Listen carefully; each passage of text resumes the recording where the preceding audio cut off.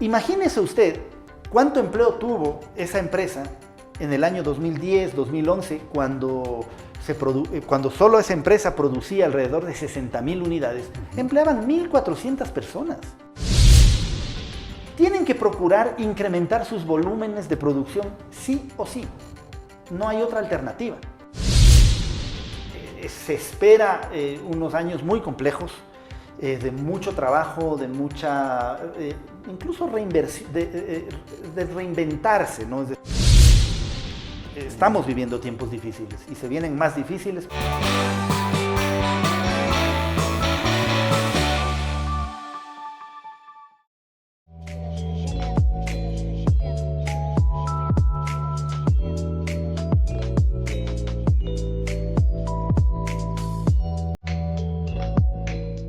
Kubiek, más que un buen acero.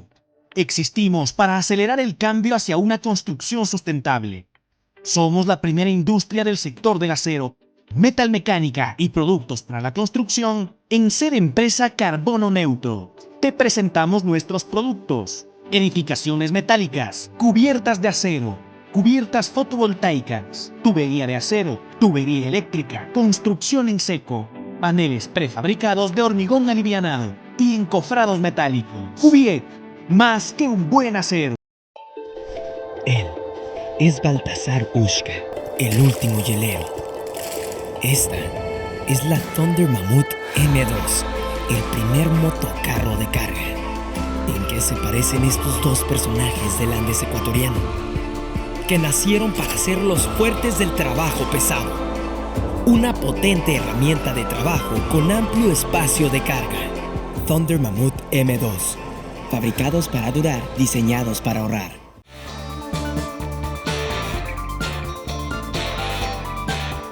Hay estadísticas que denotan que este momento la industria automotriz en el Ecuador está con bajos números, que las ventas están decayendo y por ende entran en una situación un tanto complicada. ¿Qué es lo que pasa con los vehículos que llegan cero aranceles? ¿Están llegando? ¿No están llegando? Vehículos que a través de los acuerdos comerciales pueden hacerlo, como de la Unión Europea, o pueden hacerlo también de China. ¿Cómo afectan directamente a la producción, al ensamblaje que tenemos acá de vehículos en nuestro país? El tema que lo vamos a abordar con el ingeniero David Molina. Él es director de la Cámara de la Industria Automotriz del Ecuador, para hablar sobre este particular. No olviden que estamos en las plataformas de Global Opinion, en el canal de YouTube. Usted se suscribe, también nos ayuda con sus likes. Tenemos otras plataformas como Facebook, también estamos en X, antes Twitter, en Instagram, también estamos en TikTok y en Spotify. Allí nos puede usted seguir. Tenemos resúmenes informativos, tanto noticias nacionales como internacionales. El programa llega gracias al apoyo de...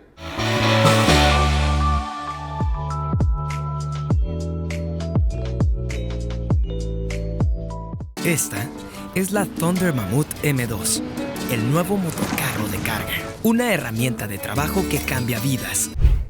Kubiek, más que un buen acero.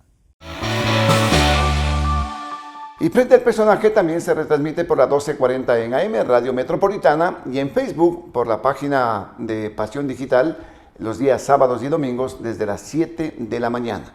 Gracias por estar en la entrevista, David. ¿Cuál es la situación que tenemos de este momento en el sector de la industria automotriz en el país? Bueno, Osvaldo, un gusto estar aquí frente a su distinguida audiencia. A ver, este es un tema que hay que analizarlo en varias aristas, ¿no? Los temas coyunturales y los temas estructurales, yo diría, ¿no? Y claramente hoy, desde una perspectiva coyuntural, mirando los números, nosotros sí podemos ver que este año es un año de contracción del sector automotor. Para tener una idea de los números, el año pasado, el año 2023, se comercializaron 133.000 vehículos en el año, un poco más, casi 11.000 vehículos por mes. Hoy ese ratio se ha reducido y se viene reduciendo, yo diría que desde la mitad del año pasado, es decir, viene una caída sostenida y hoy no estamos mirando más de 110.000 unidades, incluso en una proyección optimista, es decir, una caída de más del 20%. Estamos en septiembre, es decir, que para diciembre podría haber una caída más más pronunciada, digamos, en podría este caso? más o menos mantenerse el mismo nivel de ventas. Se están vendiendo alrededor de 9.000, 9.500 unidades por mes, lo que hace que claramente sea un mercado contraído. Esto es importante porque el mercado automotor tiende a ser un muy buen termómetro de lo que ocurre en la economía, ¿ya? Porque claro, los productos que se comercializan no es vestimenta, no es alimentación, en donde claramente tiene otras dinámicas. Los vehículos que se comercializan son una inversión para las familias. Y es una inversión que en una buena parte es financiada con el sistema financiero, ¿no es cierto? Y por lo tanto se adquieren deudas que pueden ir entre 3 años, 4 años, 5 años en algunos casos. Entonces, la persona que compra un vehículo en esas condiciones tiene que valorar su estabilidad económica, su estabilidad laboral.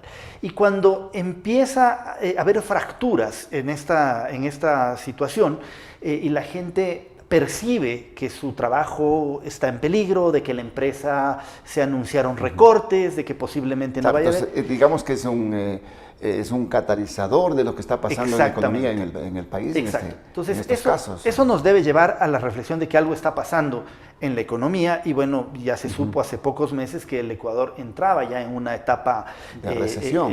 Sí, digamos, no en una recesión técnicamente hablando, pero digamos ya en la fase de recesión, en la fase decreciente del ciclo pero al mismo económico. tiempo decían que también comenzaba una etapa de recuperación, es decir, que esto no se está denotando, digamos, la recuperación de la economía. Al menos en el mercado automotor, si es que lo consideramos como un termómetro de la economía, eso no se ve todavía. Es decir, la curva de ventas de los vehículos no se ve que retorne a un nivel de mercado equivalente a los del año pasado, es decir, alrededor de 11.000, 10.500 unidades. Estamos muy por debajo de eso. Entonces, en lo coyuntural, digamos, eso es lo que está pasando. Ahora, ¿qué ocurre en el mercado? ¿Qué es lo que la gente va a ver en el día a día en el mercado? Lo que está mirando hoy es un stock importante de vehículos que tienen los dealers o los comercializadores. Hay una guerra de precios inclusive en el mercado, lo que lleva incluso, claro, uno podría decir eso es bueno porque, digamos, van a bajar los precios, pero lo que ocurre es que hay castigo a los márgenes de las empresas y cuando las empresas venden sin un margen adecuado, las posibilidades de reinversión, de crecimiento, de desarrollo son menores.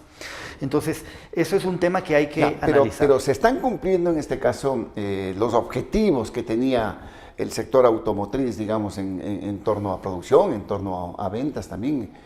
No. Para lo que va a significar este año. Claro, no, porque como he dicho, hay una caída del mercado de un 20%. Eso quiere decir que se esperaba un mercado, sí se esperaba una pequeña caída del mercado. Nosotros a finales del año pasado estimábamos que el mercado, que había sido de 133.000 unidades, podía ser de alrededor de 125.000 unidades, ¿no? Pensábamos una ligera reducción, pero... y pensábamos que la caída que estábamos observando del mercado correspondía más al año electoral, pues habíamos pasado una muerte cruzada, eso genera incertidumbre en el consumidor, pero dijimos, una vez que ya se asiente el nuevo gobierno, que tengamos claras la visión país, pues va a recuperarse, pero eso la verdad es que no ha ocurrido. Ahora, lo que usted está señalando, David, en torno a lo que significa ventas, ¿esto involucra a todas las marcas, a todos los vehículos, o los vehículos que supuestamente llegan con 0 aranceles? Sí. A propósito de los acuerdos comerciales que tenemos con Europa y ahora con China. Sí, o sea, ¿no se están vendiendo más de lo que se había previsto? No, se están vendiendo menos. Se están vendiendo menos, es decir, en todos los niveles se están vendiendo menos, con excepción de los vehículos híbridos. Y si usted me lo permite, luego quiero explicar claro. por qué ocurre eso, ¿no? Pero en realidad, todo el segmento de vehículos por origen, China sigue más o menos en su mismo nivel de participación de mercado, alrededor del 37%, la industria nacional en alrededor del 15%, y así sucesivamente. Pero sí está pasando algo importante en el mercado, y es que mientras todos los vehículos, o sea, las ventas de vehículos decrecen en alrededor de un 20%, los vehículos híbridos crecen en un 35%, que es un tema importante. Y ahí la pregunta es ¿por qué? por qué. Y aquí... Porque de pronto tienen más facilidades para ingresar. Sí, yo creo que ahí hay una distorsión muy fuerte en el mercado y voy a tratar de explicar muy didácticamente el tema porque no quiero que se me malinterprete lo que voy a decir. Esto no tiene nada que ver con los híbridos. Los híbridos son una tecnología que están allí, que tienen que comercializarse y la gente pues tiene que comprar si es que es claro. de su agrado.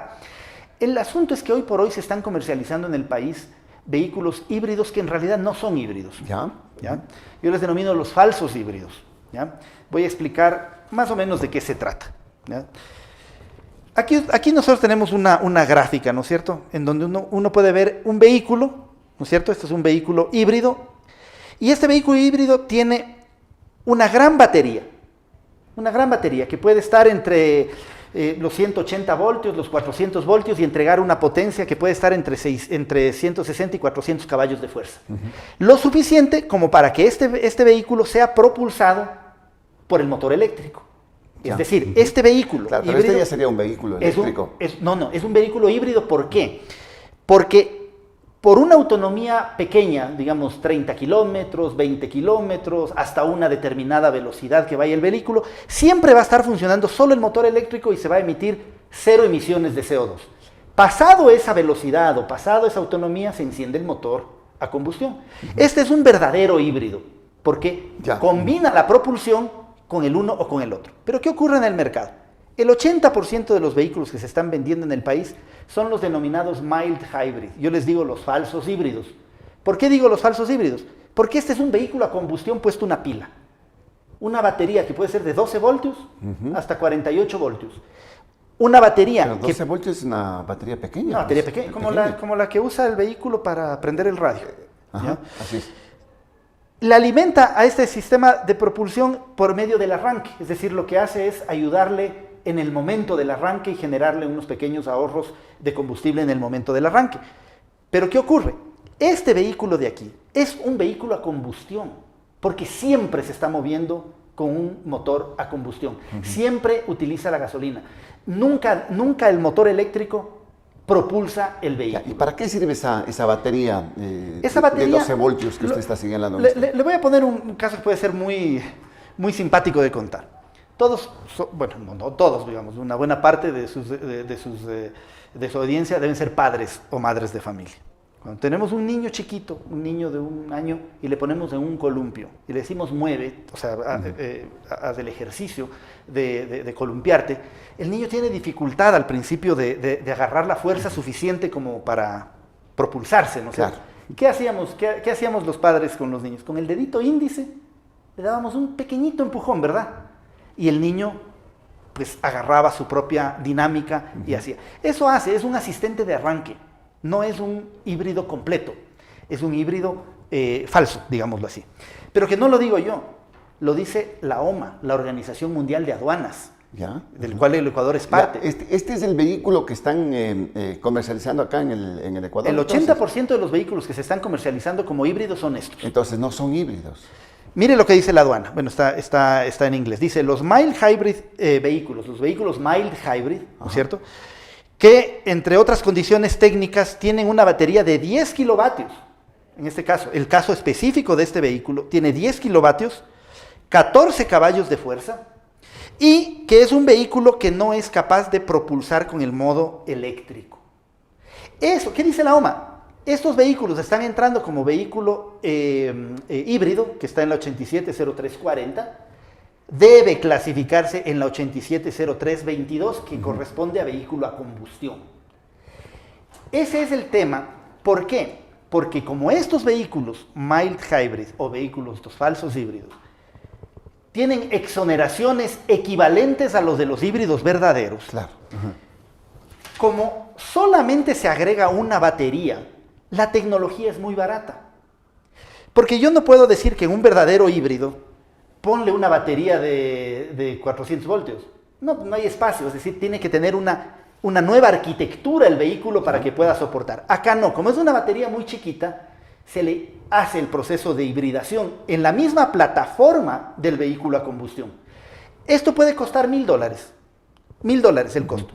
Ahora yo le voy a poner un caso, un vehículo de alta gama, de alta gama, o sea, no estoy hablando de vehículos de populares, un vehículo de alta gama, le pongo $1,000 y me ahorro ¿qué? En impuestos, $15,000, $20,000.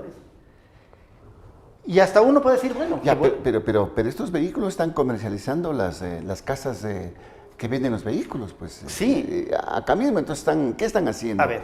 Le están perjudicando al Estado en un lado. A ver, su pregunta es muy buena. Y por ende también al que compra, porque sí, cree que está comprando un vehículo híbrido. Su pregunta es muy buena y voy a llegar al punto. En base a lo que dice la OMA, ¿no es cierto?, que me mostré hace un instante, en Colombia, desde hace 2 años aproximadamente, iniciaron una acción judicial contra las importaciones de estos vehículos para estudiar y establecer responsabilidades en caso de que existiera contrabando técnico. En Colombia están en esta discusión. ¿Qué es lo que nosotros hemos propuesto acá en el país?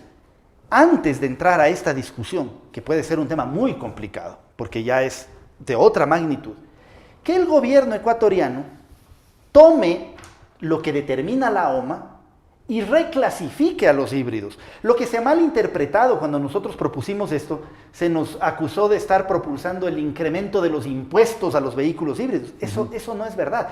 Nosotros decimos, los híbridos verdaderos que gocen de las exenciones que correspondan. Desde luego. Pero estos vehículos que ya la OMA dijo que son vehículos a combustión, deben ser clasificados como vehículos a combustión. Pero en este caso, ¿quién autoriza acá en el país? Pues, Ya, para que puedan ingresar en esta forma y ser comercializados como vehículos híbridos. Lo que pasa es que la norma es permisiva, digamos. La norma ecuatoriana en el arancel solamente dice que para ser considerado vehículo híbrido debe tener una batería, o sea, un motor a combustión y un motor eléctrico. No le dice el tamaño. Pero este vehículo ¿tiene motor eléctrico o no tiene motor eléctrico? Tiene un pequeño motor eléctrico de 14 caballos de fuerza. O sea, es un motor muy pequeñito. La norma es tan permisiva que yo puedo, voy a poner una cosa al extremo, yo puedo tomar un vehículo a combustión, ponerle una pila de carro de juguete y ponerle un motorcito de carro de juguete que yo puedo justificar que yo tengo un motor eléctrico y que yo tengo una batería recargable. Entonces, como la norma, porque claro, la norma cuando se creó no percibía que estas cosas iban a pasar, no establece un límite. La OMA ya establece este límite. En las legislaciones lo que tienen que hacer es adoptar lo que dice la OMA y ponerlo en la legislación y corregir. Entonces, claro, si usted me pregunta hoy por hoy qué están haciendo las empresas, están importando como les permite la norma. Claro, por eso hemos pedido... O sea, no están incumpliendo en todo caso. A ver, digamos... La norma les permite. Las normas les permite, ¿no es cierto? Pero ya hay una decisión de la OMA, que es pero en este caso, quien debería adoptarla es el Estado, el país. Claro, pero en Colombia, por ejemplo, interpretaron de una manera distinta y siguieron acciones administrativas o judiciales. Por eso es que nosotros hemos dicho, para evitar esas interpretaciones que están haciendo en Colombia o lo que puedan hacer, digamos, las autoridades aduaneras, el gobierno tiene la obligación de establecer un parámetro por varias razones. Primero, esta reclasificación es buena para todos. ¿Por qué? Primero porque son vehículos a combustión. No son vehículos que ayudan a la electrificación o a un modelo de movilidad eléctrica. Son vehículos a combustión con una pila. Segundo, el consumidor tiene todo el derecho de saber qué está comprando. Porque claro, yo digo, yo me compré un vehículo híbrido y usted se compró otro vehículo híbrido. Sí, pero el uno tiene una tecnología que le permite movilizar el vehículo con el motor eléctrico y el otro solamente para el arranque del vehículo. Pero los dos tienen un vehículo híbrido. Tiene eso que estar claramente especificado. Segundo, evitar las distorsiones, porque esto es injusto. Es injusto porque estos vehículos compiten deslealmente con los otros vehículos. Yo importo un vehículo a combustión y tengo que competir con un vehículo a combustión puesto una pila, pero yo pago aranceles. Claro. Y pago Hay una competencia desleal. Y en la producción nacional, que es donde quiero ir, es peor todavía, porque la industria del ensamblaje, que produce vehículos principalmente a combustión, tiene que competir pagando impuesto a consumos especiales que no pagan estos otros vehículos. La pregunta es, ¿hay una protección a favor de quién? La protección no es a la industria nacional, la protección es a favor de esos vehículos que están totalmente exonerados y generan todas estas distorsiones en el mercado. Esto está afectando inclusive a la producción nacional, ¿dice usted? Pero claro, Entonces, es que le explico por qué. La industria nacional ensambla vehículos en el país, ¿correcto? No paga arancel de importación en los materiales CKD, al igual que estos vehículos híbridos falsos, ¿no es cierto? No pagan ninguno de los dos. Pero la industria nacional tiene que incorporar, para ganarse ese 19%, ese 0%, tiene que incorporar el 19% de contenido ecuatoriano, materiales ecuatorianos. Que eso es bueno, pues, ¿no? Claro, exacto. En cambio, estos híbridos no. Estos supuestos híbridos no. Estos supuestos híbridos no. No, vienen tal cual. Pero además, la industria ecuatoriana paga impuesto a los consumos especiales, que van entre el 5 y el 15% dependiendo del valor del vehículo. Estos otros vehículos, cero, no pagan nada. Entonces uno podría decir, es que los híbridos ahora, sí, los híbridos verdaderos sí, pero he demostrado que estos híbridos no. Entonces la idea es que compitan en el mismo segmento, pagando los mismos impuestos que paga la industria nacional. No es protección a la industria, es igualdad de condiciones. Entonces, esto tiene que hacerse y esperamos que el gobierno tome una decisión pronto. Ya, pero en este caso, yo le decía, pero son las mismas, son ustedes mismos los que están importando estos vehículos. Entonces, hay una competencia desleal interna. O sea, yo diría que cada marca desarrolla su modelo de negocio como le parezca que es el camino adecuado, ¿no es cierto? Eso está así. La norma les da esa posibilidad. Y sí, y la están aprovechando muy bien, ¿no es cierto? Entonces, frente a eso, lo lógico es decir, evitemos estas distorsiones, están generando grandes distorsiones. ¿Cómo se explica estadísticamente? Una reducción de todo el mercado en un 20% y estos falsos híbridos creciendo al 35%. Eso no tiene ningún sentido. Entonces, básicamente, la propuesta no es subir aranceles a los híbridos, es reclasificarlos para que estos que no son híbridos paguen lo que tienen que pagar. Paguen, y eso sería beneficioso inclusive para el Estado. Claro, porque el Estado deja de recaudar. Porque tendría que recaudar lo que tiene que recaudar. Ahora, lo que sí le veo es en el tema de la producción nacional, ¿no? Que es una competencia desleal en ese aspecto. Totalmente. Y esto ha significado, por ejemplo, lo que está pasando con la General Motors, que cierre sus operaciones en el Ecuador, por ese tipo de desfases, de distorsiones que existen en el mercado. ¿Cree usted que se está poniendo en jaque a la industria automotriz acá en el país, David? A ver, lo de General Motors es un tema que hay que analizarlo con más, no de una manera coyuntural, sino desde la parte estructural de la propia organización de la industria. El tema de General Motors es el reflejo de que el país no ha sido capaz de resolver los problemas mínimos de competitividad transversal que le permita a la industria, a las industrias en general, ser competitivos. Incluso los acuerdos comerciales, que supuestamente abren la oportunidad de que exportemos más al país, resulta que no podemos aprovechar esos mercados porque no somos competitivos, ni siquiera en aquellos sectores en donde la naturaleza nos ha bendecido y Dios nos ha bendecido con lo que tenemos y en las ventajas comparativas que tenemos. Entonces, yo hago una reflexión. Hace 7 años que empezó este cambio de visión en el país de acercarse a los acuerdos internacionales, es decir, buscar acuerdos internacionales amplios. Se hablaba en el año 2018 de la Alianza del Pacífico, luego Corea del Sur, luego China y Europa, un poco antes, digamos, de que entró en vigencia en el 2017. Entramos en esa dinámica. ¿Qué fue lo que dijimos todas las industrias, no solo nosotros? Dijimos, ok, si vamos a tener una hoja de ruta clara de hacia dónde va a ir la agenda comercial, nos vamos a abrir con México, nos vamos a abrir con Corea, nos vamos a abrir con China, etcétera, etcétera, etcétera. Pongamos sobre la mesa una agenda de competitividad que camine de la mano. Y les dijimos, mencionemos cuáles son los problemas reales de competitividad que tiene el país, estructurales. ¿Qué tenemos? Tenemos unos costos de financiamiento enormes para una economía Altos. como la nuestra en dólares, ¿no es cierto? O sea, tasas de interés altísimas. Un régimen laboral absolutamente rígido, con salarios los más altos de la región, con la productividad más baja de toda la región.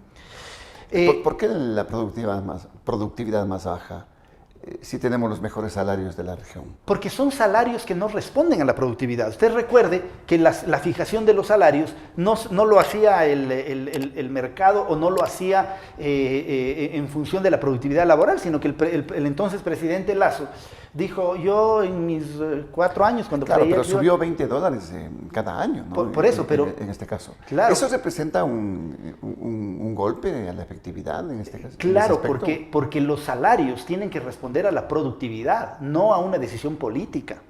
Entonces, claro, tú tienes un salario en el Ecuador que con muertos y heridos llegan a casi $600 del salario mínimo. No, 460. Sí, con muertos y heridos, Ya, ¿no? con Con muertos el y heridos, 14º, el 13º, las vacaciones, etc.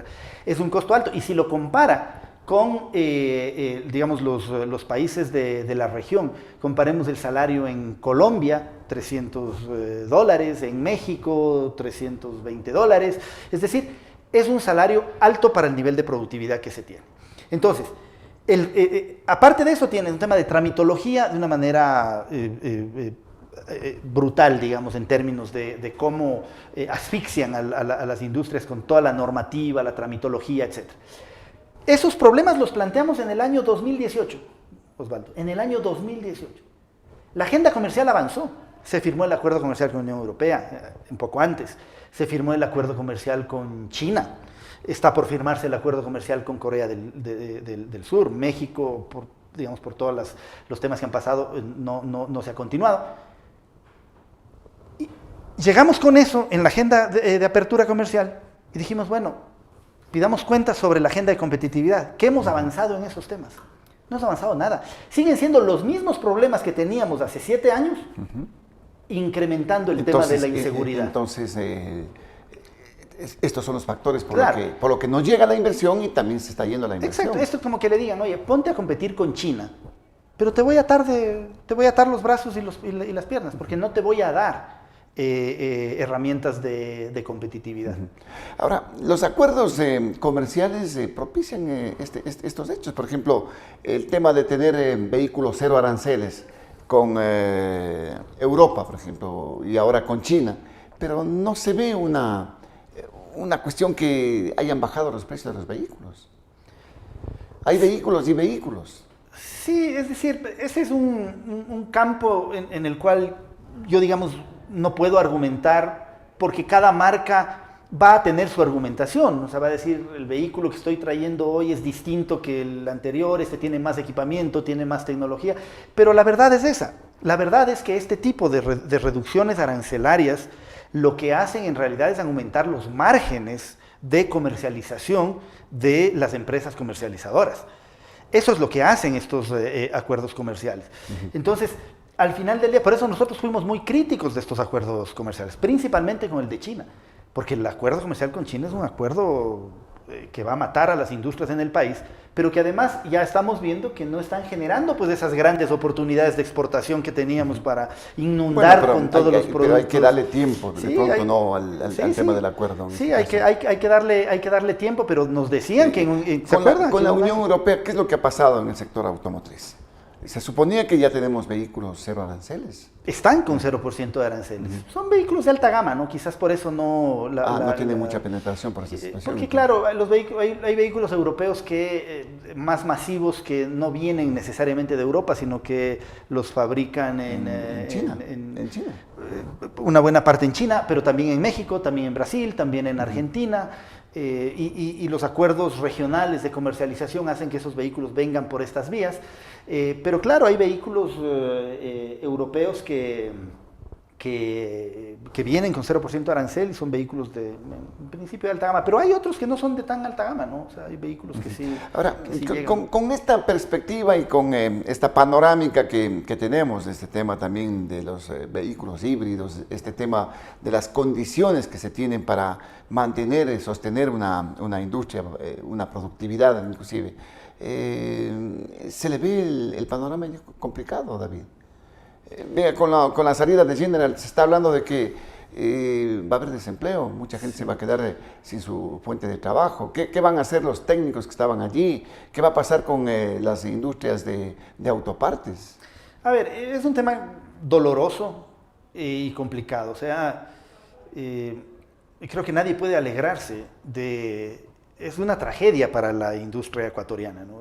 Una multinacional americana con 40 años de presencia en el país, que desarrolló una industria de autopartes importante. El responsable hoy por hoy del 50% de la producción de vehículos en el país, digamos, es una tragedia para la industria ecuatoriana. O sea, es decir, no se ha cerrado una tienda, se ha cerrado una multinacional, la planta de una multinacional. Y claro, es interesante porque se hablan de los 350 empleos de la compañía, pero fíjese una cosa, Osvaldo, los 350 empleos que se hablan ahora son los 350 empleos que estaban, porque todavía hay un par de días que todavía están allí, sí, que estaban contratados trabajando al 13% de su capacidad instalada. Imagínese usted cuánto empleo tuvo esa empresa en el año 2010, 2011, cuando solo esa empresa producía alrededor de 60.000 unidades, empleaban 1.400 personas. Esa es la potencialidad que tiene la industria de generar empleo. Entonces, claro, uno dice, es que son 350 empleos. Nomás. Sí, pero es que estamos contando el empleo que ya quedó de las constantes reducciones de personal que se vinieron dando en los últimos años, cuando ya se veía que la industria o que esta empresa iba a salir del país como ensambladora, digamos, ¿no es cierto? Que la marca va a continuar. Entonces, pensar, son 300 empleos. Ok, pensemos primero en el potencial que se pierde. Es una empresa que solita en su momento empleó 1.400 personas. Segundo, las empresas autopartistas. Es decir, si el desarrollo de la industria del ensamblaje se hizo para desarrollar empresas de autopartes, de alto valor agregado, de alto contenido tecnológico, si hacer producto automotriz para equipo original no es una cosa sencilla. No es como hacer un repuesto para el mercado informal inclusive. No, esto es equipo original. ¿Qué quiere decir equipo original? Que las autopartistas que fabricaban, por ejemplo, el chasis de la camioneta, el balde de la camioneta, los tubos de escape, las radios, los asientos, los vidrios, etc., entregan a la ensambladora y la ensambladora toma eso como su marca. O sea, no es que el amortiguador era marca tal. No, el amortiguador es Chevrolet. O el asiento es Chevrolet. Entonces, tiene que cumplir exactamente el mismo estándar de calidad y técnico que cualquier planta en el mundo. Ya, pero en este momento, con la salida de la General, ¿qué pasa con ellos? A ver, ¿Hay posibilidades de seguir siendo proveedores desde acá, no sé, o hacer con otras marcas? A ver, primero hay que mirar qué ocurre con la industria y luego ver qué ocurre con General Motors. A ver, la industria claramente pierde a su actor más grande. 50% de la industria estaba concentrado allí. Eso no es un golpe menor, es un golpe muy fuerte, ¿correcto? ¿Qué tienen que hacer las otras ensambladoras? Tienen que procurar incrementar sus volúmenes de producción sí o sí. No hay otra alternativa. ¿Por qué le digo que no hay otra alternativa? Vamos a suponer que hay una empresa autopartista que proveía proporcionalmente a las 3 ensambladoras del país. La planta de Omnibus BB, Chevrolet, la planta de Kia, que está con los modelos coreanos, Aimesa, que está con los modelos coreanos de Kia y con Hyundai, y la planta de Ciauto en Ambato, que está con los marca Great Wall principalmente de China. Entonces, digamos que vendía proporcionalmente. Se le quita el 50% de su negocio. ¿Qué va a pasar con esa empresa? Esa empresa se va a achicar, va a tener que despedir gente, por supuesto que sí, claro, pero además entra en una espiral de costos muy altos porque pierde competitividad y no va a ser competitivo, y eso le afecta a la otra ensambladora que tiene que comprar el producto. La empresa va a decir, sí, pero mi precio ya cambió. ¿Cómo evitar eso? dándole más volumen. O sea, las otras ensambladoras deben procurar compensar. Va a ser difícil todo, pero una parte de ese volumen, compensarlo, incrementar su volumen. Por ejemplo, hace 2 semanas se anunció que un vehículo ensamblado acá, que es el Hyundai Creta, se va a exportar y ya se está exportando a Colombia. Eso es bueno, ¿no? Y eso es bueno. ¿Por qué? Porque amplía el mercado y obviamente le da más volumen de producción a los autopartistas. Pero hay otros autopartistas que no tienen esa posibilidad. Le digo por qué. Lamentablemente, la planta de Omnibus BB ensamblaba solamente un modelo de vehículo, que era la camioneta D-Max. En sus distintas versiones, varias versiones, Claro. pero era la camioneta D-Max. Pero las otras ensambladoras, una de ellas sí fabrica pickups, o sea, camionetas, pero la otra no. Entonces, el que hace el chasis de la camioneta, el que hace el balde de la camioneta, pues no va a encontrar mercado en la ensambladora que no tiene. Pero acá. Aquí, claro. Acá en el Ecuador. ¿Y no hay visos de que esta industria pueda internacionalizarse, pueda exportar? Vea, es un tema muy... Con la misma marca, porque General ha dicho que esa camioneta la va a seguir presentando, Sí, pues, la va a seguir trayendo. Es muy complejo producir y vender a equipo original en el país de origen. ¿Por qué? Porque las marcas tienen acuerdos globales de proveeduría. O sea, si vamos a suponer que la nueva camioneta viene del Asia, ¿ya? La empresa que está en el Asia ya tiene unos acuerdos globales de proveeduría de las partes de esa camioneta. Entonces, entrar a competir en ese segmento, yo te mando desde el Ecuador hacia la China, hacia Corea, hacia donde sea, para que se incorpore, es muy complejo desde el punto de vista logístico y competitividad. Donde sí hay espacio, Osvaldo, es en los accesorios. ¿Qué quiero decir? Yo no sé si usted recuerda, y estoy seguro que usted se va a acordar, a inicios de los años 80, bueno, yo era muy niño en esa época, vendían las camionetas Toyota, me acuerdo, y vendían sin el balde. Ah, claro. Y el balde le hacían aquí, y lo hacían Claro, de madera, y medio hacían artesanal, unos cajones bien bonitos, ¿no? No estoy proponiendo volver a ese modelo, pero eran elegantes. Pero yo digo, si tienes la posibilidad, ¿por qué no traer una y poner aquí partes del balde? No el chasis, porque bueno, digamos, es parte de la arquitectura del vehículo, pero poner el balde, o poner el roll bar, o poner... ¿De quién depende esto en este caso? A ver, claramente depende de las marcas, pero también depende de si el modelo es económicamente rentable. Claro. O sea, la General que ha dicho que va a mantener, va a seguirse, pues no es que se va a la marca, sino que se va a la claro, ensambladora, entonces ¿no? digamos, vamos En a este poner el caso. Pueden traer las camionetas sin balde. O con el balde y acá se le pone el recubrimiento del balde. Es decir, hay que analizar el tema, pero todo tiene que ver con cuáles son los incentivos. Depende que de hay la ahí. marca y depende también del Estado, del gobierno. Yo en creo este que sí, caso, porque... Para incentivar, para Exacto, que... y sobre eso tenemos una propuesta que le hemos hecho tanto al ministro de Economía como a la ministra de la Producción. Le hemos dicho, oiga, a todos los vehículos, sean importados o sean de fabricación nacional, usted genere un incentivo de reducción del ICE, o sea, del impuesto a los consumos especiales, a cambio de la incorporación de contenido local ecuatoriano. En el ensamblaje, obviamente, en equipo original. Pero en el caso de los vehículos importados, en el caso de esta camioneta que estamos hablando, oye, esta camioneta viene y acá le pones el recubrimiento del balde, el propio balde, o le pones el roll bar, o le pones bueno, ahí hay una infinidad de temas que se pueden poner, y acumulas un valor de inversión en esos accesorios, tú puedes reducirte una parte del impuesto a consumos especiales. Eso puede ser interesante, Claro, porque el claro. consumidor se beneficia. Pero eso ya depende del gobierno. Eso depende del gobierno. Esos son los pero la propuesta está esos hecha. son los incentivos. Mientras tanto, tal cual está la situación en este momento con 2 ensambladoras y una que la van a arrendar, que es una de las 2, con 3 ensambladoras, ¿cuál es el futuro? El tema de... ¿Se podrá absorber, digamos, esos empleos que se van a perder?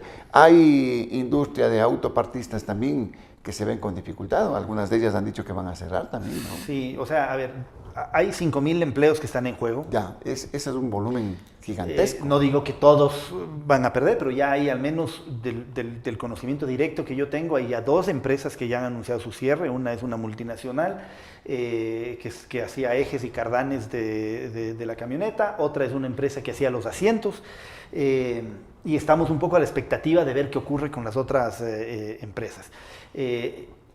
Las otras ensambladoras sí están haciendo un esfuerzo por recuperar volumen de producción, y eso de alguna manera hace que las ensambladoras... Como dice usted, como dijo lo de la Kia, por ejemplo, que va, claro, que va a exportar ya. Y, Hyundai está exportando, Kia está aumentando sus volúmenes, Great Wall también, pero el hueco que deja General Motors es enorme, es decir, no es fácil de llenar. Entonces, por más esfuerzos que se haga, ese gran volumen en el corto plazo no va a ser captado por las 2 empresas. Por lo tanto, se espera unos años muy complejos, de mucho trabajo, de mucha, incluso de reinventarse, ¿no? Es decir, empezar a ver los mercados externos como una posibilidad, nos obliga con el Estado a mirar otro tipo de incentivos en donde la autopartista ya no vea solamente a la ensambladora como su cliente, sino también a los vehículos importados y también al parque automotor. Es decir, pero ahí tendría que haber un cambio de normativa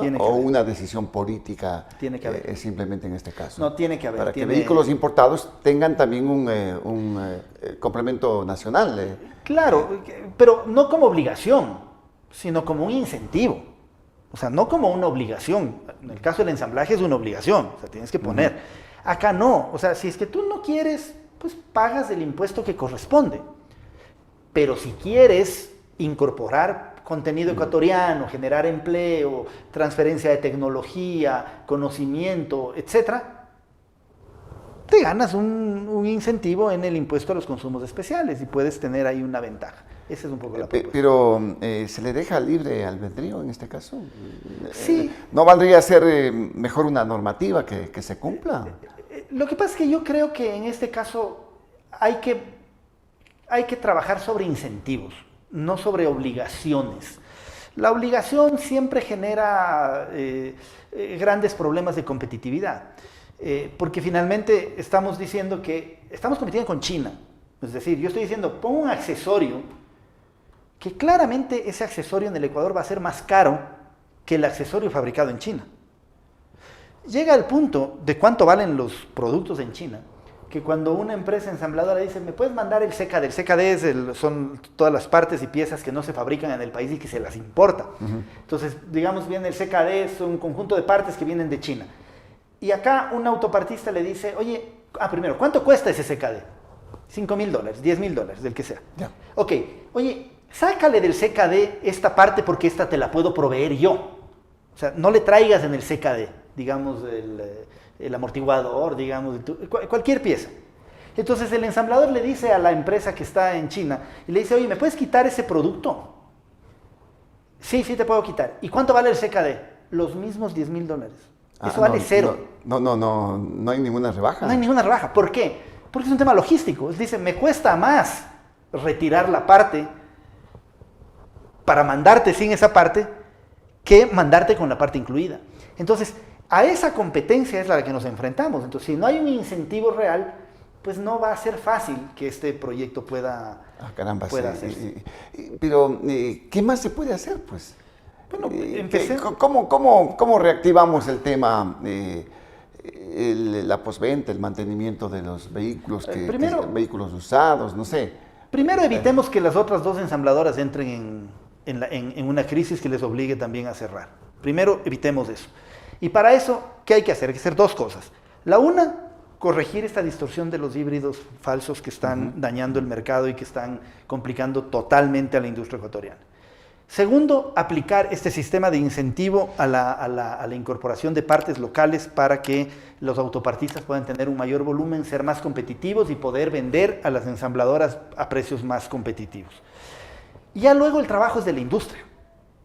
buscar mercados, como ya he mencionado que se está haciendo, buscar nichos de mercado, encontrar en la compra pública ciertos espacios de trabajo, por ejemplo, en las camionetas, para la policía, Claro. buscar esos mecanismos que Para el permitan sector darle público, oxígeno. digamos, en este caso. Ahora, los autos que vienen cero aranceles, especialmente los autos chinos, se están comercializando más baratos. ¿Son una amenaza estos autos para Sí, el ensamblaje nacional? Los vehículos chinos pareciera que vienen con cero arancel, porque vienen con el arancel completo. Los carros chinos pagaban hasta el año pasado 40% de arancel y hoy están pagando 37,5% de arancel. La pregunta es, ¿por qué son tan baratos? Es como que no tuvieran arancel, porque los chinos administran los precios. Los chinos lo que hacen es dan subsidios a sus exportaciones. Entonces, por lo tanto, llegan a unos precios administrados y por eso, conquistan todo el mercado que les permiten que conquisten. Mientras el mundo está luchando contra eso, el Ecuador les abrió las puertas con los brazos abiertos para que sigan Bueno, inundando pero dicen nuestro que producto. son oportunidades en este caso, ¿no? Bueno, oportunidad para quienes importan. Entonces, podemos decir, entramos en un tema tanto de nerviosismo. Puede ser que las otras ensambladoras que están aquí también tomen ese camino de cerrar sus operaciones y solamente dedicarse a la comercialización. O sea, es una posibilidad, es una posibilidad. A diferencia de una corporación multinacional, creo que en los capitales locales hay un poco más de alma, digamos, de alma nacional, para ponerlo así. Una multinacional toma decisiones que no se toman en el país, Claro. se toman en otra parte del mundo y por supuesto no evalúan todo lo que está atrás de estas decisiones ya en el país que dejan. En cambio, sí Auto, hay Mesa, que son de empresarios ecuatorianos, locales, que tienen esa vocación, la van a luchar más que una multinacional. Pero claro, esa lucha va a tener un límite en la medida en que el negocio sea viable en el mediano plazo al menos. ¿Qué es lo que pasa, por ejemplo, en industrias como Brasil, como México, que tienen una producción sostenida allí? A ver, ellos tienen... Es diferente lo que se Sí, vive sí, acá. es diferente. En Ecuador, mucho se habla de que un vehículo es carísimo por tanto arancel que le ponen, ¿no? Entonces, A ver, es dificultoso llegar a esos precios. A ver, son diferentes por los tamaños de mercado que tienen, ¿no? O sea, la industria automotriz de México es una industria que está anclada al mercado americano. Es decir, tienen un acuerdo de libre comercio con Estados Unidos en donde por el costo de la mano de obra las plantas americanas se trasladaron a México para ensamblar ahí, digamos, más barato y poder venderle sin impuestos a Estados Unidos. Entonces es una industria de mucho volumen. Para poner una idea, la producción de un año en el Ecuador es la producción de un día en México. Entonces esa tiene esa característica. Y aún así, México no se atreve a firmar un acuerdo comercial con China. O sea, ni con Corea, pero principalmente con China. Brasil es una industria altamente protegida. Altamente protegida. Allá es una protección enorme. ¿Qué estamos diciendo? ¿Que en Ecuador no se protege entonces? No, sí.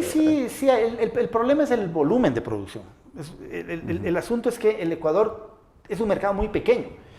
Entonces, tenemos que empezar a mirar el mercado más regional. O sea, tenemos que empezar a ver a Colombia. ¿Por qué cuando la industria automotriz estuvo en su mejor momento? Cuando exportábamos a Colombia y cuando exportábamos a Venezuela. Ahí la industria era muy viable porque no se veía solo el mercado ecuatoriano, se veía el colombiano y se veía el venezolano.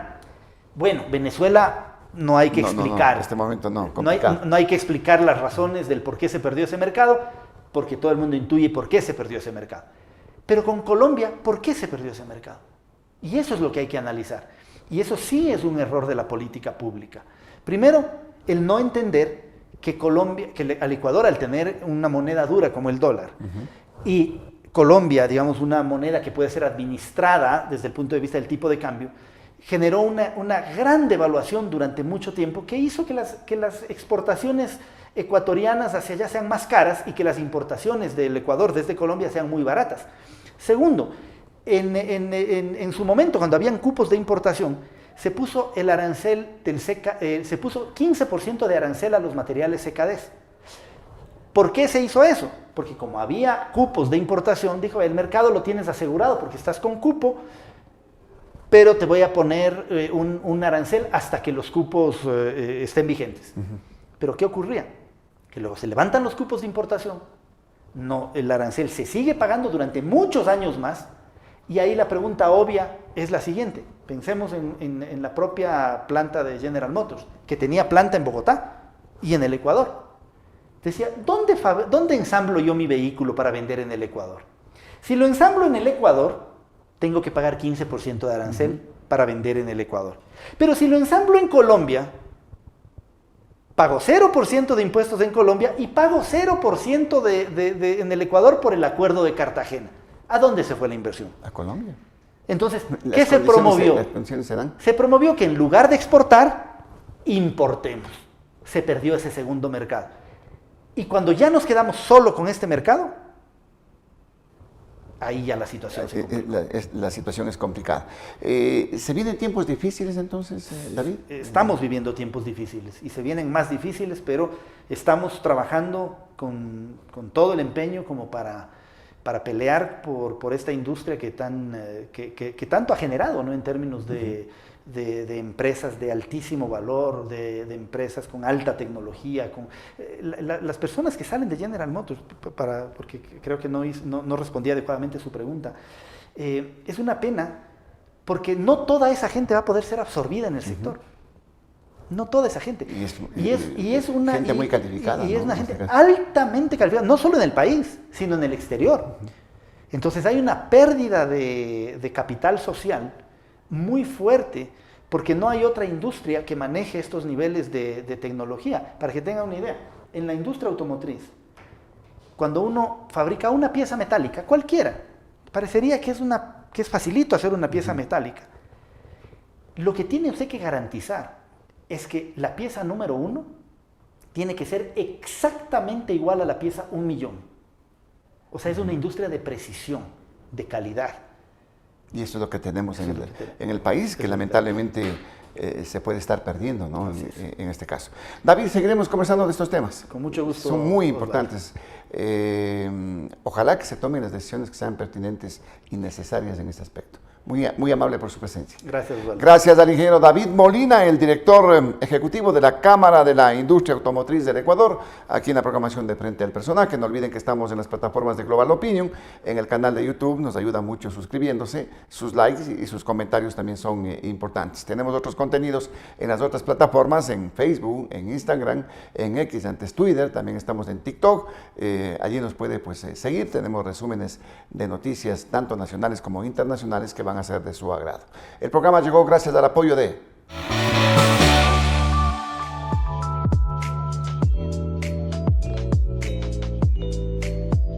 Esta es la Thunder Mammoth M2, el nuevo motorcarro de carga. Una herramienta de trabajo que cambia vidas. Kubiec, más que un buen acero. No olviden también que Frente al Personaje se retransmite por la 1240 en AM, Radio Metropolitana, y en la página de Facebook por Pasión TV Digital los días sábados y domingos desde las 7 de la mañana. Llegamos a la parte final del programa, volveremos en las próximas horas con nuevos invitados y nuevos temas. Por ahora, felicidades.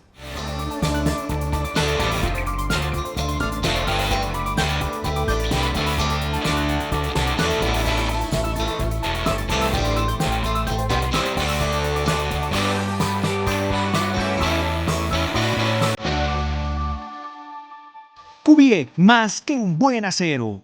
Existimos para acelerar el cambio hacia una construcción sustentable.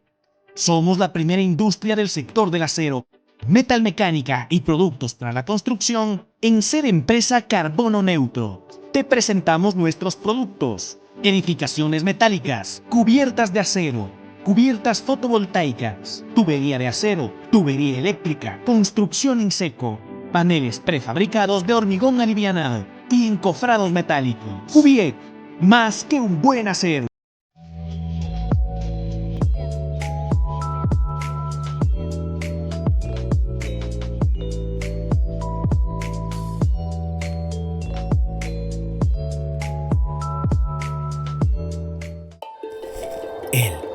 es Baltasar Ushka, el último hielero.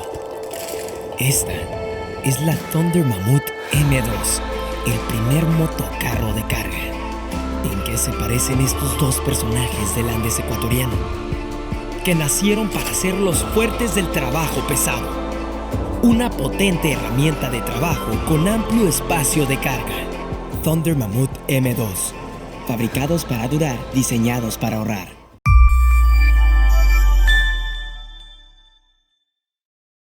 Los criterios de nuestros invitados no representan la opinión de este medio de comunicación.